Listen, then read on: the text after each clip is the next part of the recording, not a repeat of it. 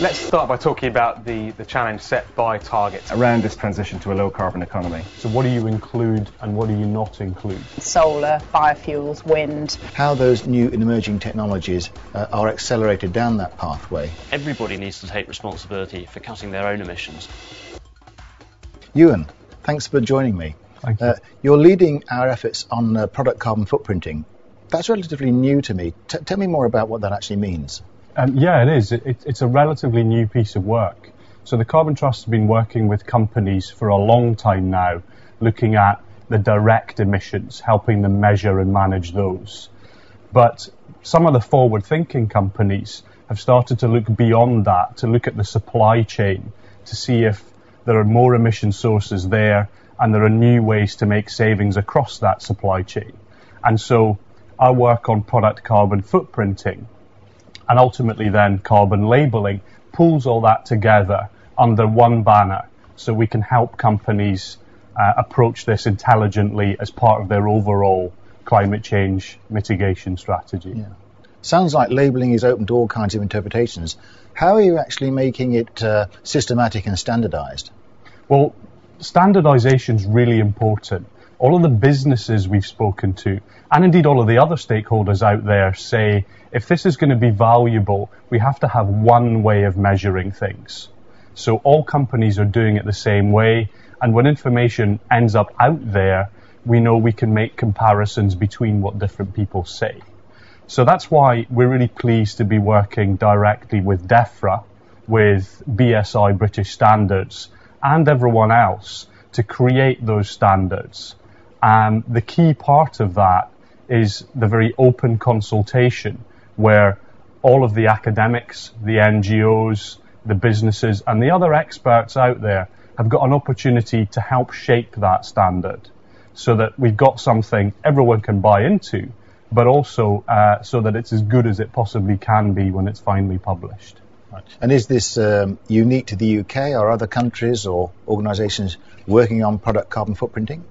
Well, I think a lot of this work started out in the UK, but it's clearly got significant international elements. I guess that the first thing worth saying is every supply chain we've looked at is an international supply chain. Globalization really is happening. But also, many of the companies we're working with are multinationals, and they operate in lots of different markets.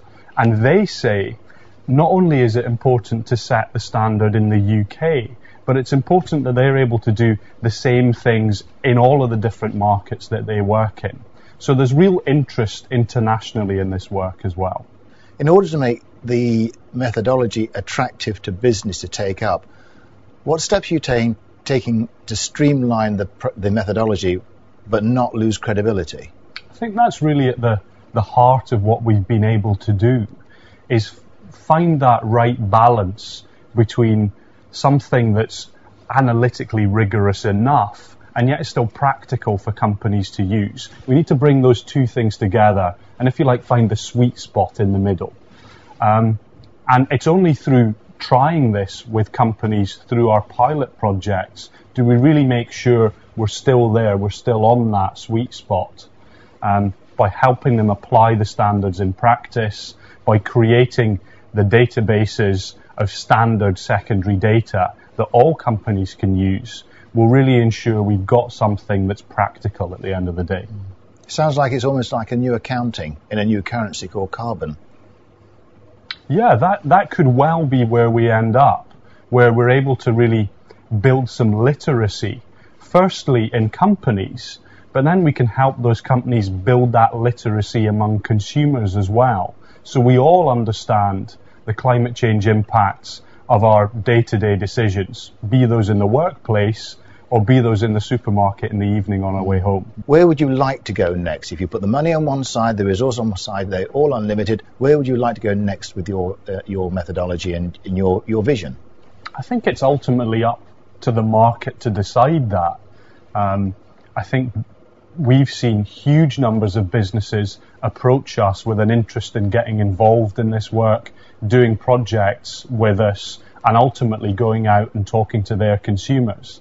And that gives me real confidence that the momentum is there to make this really significant in the market. But we're still running this as a pilot, where we're looking to learn about how we make the process more streamlined, but also what works out there with the consumer.